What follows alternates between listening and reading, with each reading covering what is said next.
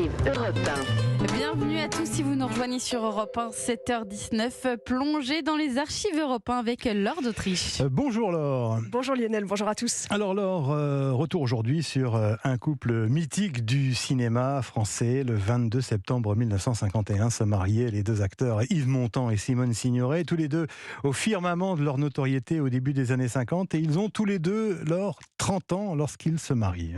Oui, c'est le poète Jacques Prévert qui les a présentés l'un à l'autre 2 ans plus tôt. Simone Signoret lâche tout pour Montand. Elle dit qu'elle est sa groupie. Ils s'installent ensemble à Paris. Interview du couple sur Europe 1 en 1962. Ça marche pas mal, oui. Je crois que ça marche pas mal et nous sommes très contents de tout ce qui nous arrive. Comment se fait-il justement qu'il y ait tant d'échecs et que le couple Yves Montand-Simone Signoret ait été une réussite? Parce qu'on s'aime beaucoup et qu'en plus de ça, il n'y a jamais eu de problème de préséance d'orgueil. Mais Yves Montand est un séducteur. Des rumeurs circulent, en particulier sur le fait qu'il aurait au début des années 60 une aventure avec Marilyn Monroe, rencontrée sur le tournage du film Le Milliardaire à New York. Il y a une très grande sympathie entre Marilyn et moi dans le domaine du travail, et puis ça reste là-dessus, et puis c'est tout, quoi. Il n'y a pas... Ah bah tiens, c'est tout un roman de... Ça met de la... Comment dirais-je, de la mauvaise humeur dans mon ménage, et comme dans mon ménage, mon Dieu...